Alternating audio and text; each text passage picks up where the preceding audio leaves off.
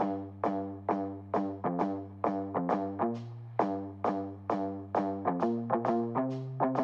my name is Jared Moon, and I'm part of a group of underground athletes you've probably never even heard of before. We don't rely on fancy equipment for training, and most of us don't even have gym memberships. In fact, our motivation comes from within. You see, we have jobs, families, and responsibilities, but we still have big goals, and they aren't getting achieved at a global gym. For that reason, we have to do things differently. Our training has to be smarter. We don't have every piece of equipment known to man or a ton of time to train, and we don't need it, because we are achieving amazing things without it. So how do we do it? If you ask your average personal trainer or gym goer, they'd call us crazy. Yet we're seeing results better than most every single day.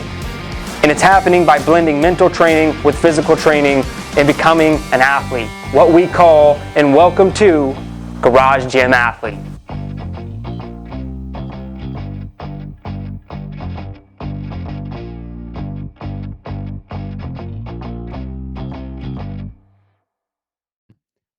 All right, ladies and gentlemen, welcome to the Garage Gym Athlete podcast. Jared Moon here with Kyle. Man, how you doing? I'm doing great. Yourself? I am great, man. So you were all the way back season 2, so right towards the beginning. Now here we are, season 8. Man, so if anyone hasn't gone back and listened, go ahead and kind of just give us the basic introduction stuff, and then we'll get into what's changed in many Garage Gym Athlete seasons now. So Kyle Hazekamp, I'm still a supervisor for Daimler Trucks North America. Just part of the corporate grind 9 to 5. One of the biggest things that's changed since season 2 was I'm actually no longer working out in my garage and on my back porch. Now I work out in a local box just due to housing. So that's been a big change and kind of hard to get used to. Yeah, man, that is a big change. So you had a big move, right? I did. I moved from Southern California to just north of Charlotte. That's crazy, man. So how's the weather change from Cali to North Carolina? It's substantial, man. I used to be able to work out every day, the beautiful sun, and here it's hot, it's humid.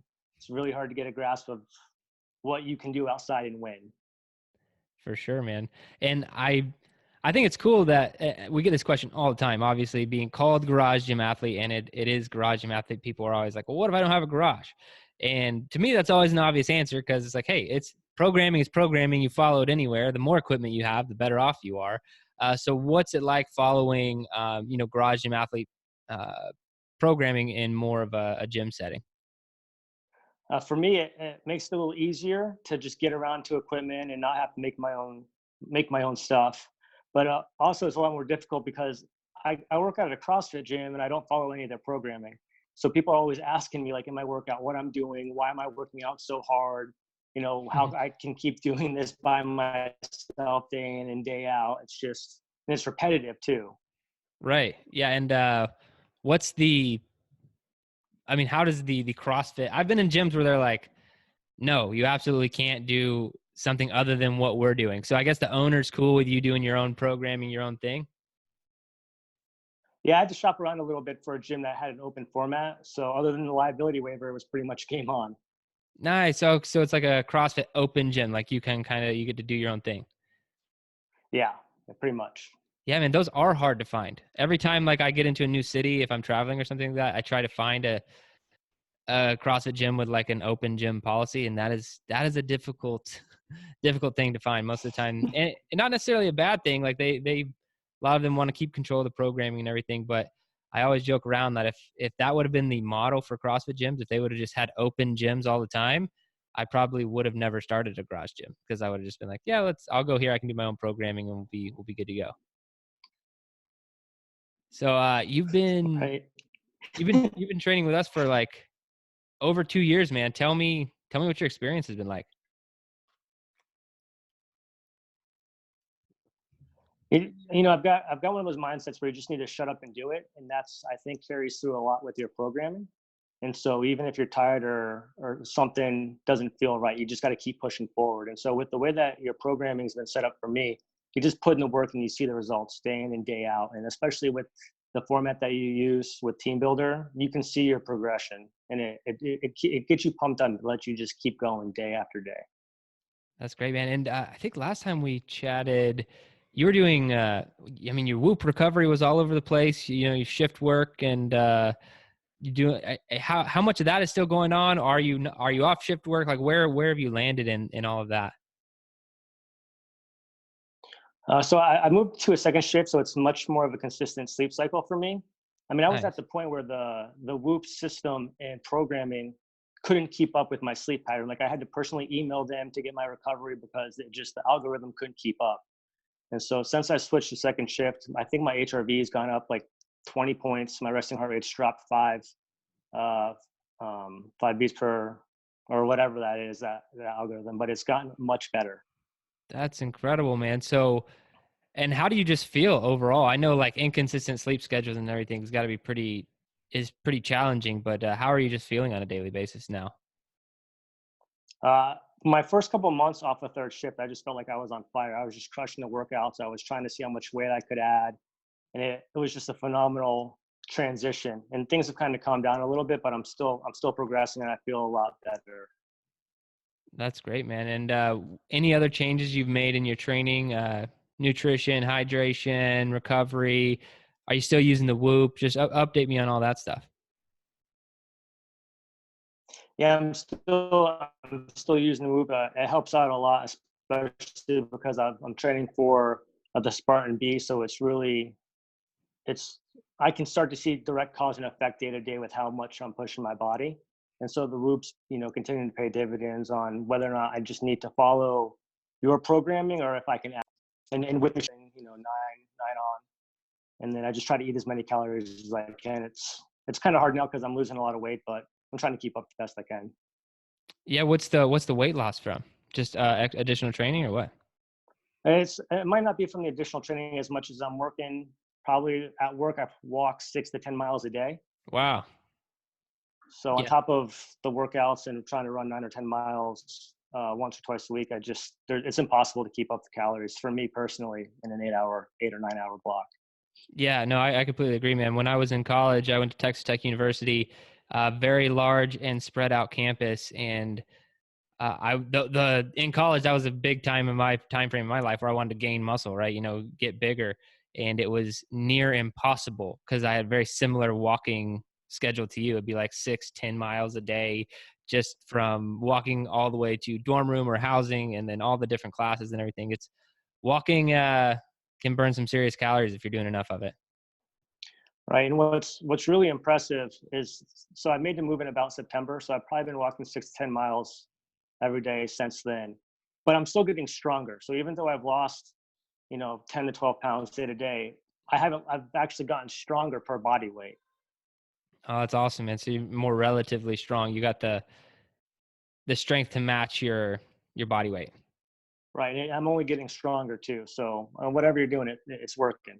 Yeah, man, we're sitting down, thinking, calculating, and making sure that it's good to go for everyone. And so make sure everyone knows out there, what's your track of choice at Garage Gym Athlete? Hard to kill all the way. Yeah, man. What do you like most about it? It's hard. Yeah, hard. Yeah, it is a very challenging track. Have you ever thought about shifting to any of the other ones? Or are you hard to kill for life? I did shred once, and it didn't feel right. I felt like I was like cheating on something, So, That's awesome. hard to kill. It got me ready for airborne school. It got me ready for CAQC. I couldn't be more impressed. That's great, dude. And are you still in the reserves? I think it was the reserves, right? Are you still holding that position and staying active in the military? Yeah, don't let the beard fool you. I've actually have battle assembly this weekend. So, Oh, nice. I'm still jumping out of airplanes and doing all that cool guy stuff once a month. That's awesome, dude. Yeah, you just keep the beard for fun in between, right? Yeah.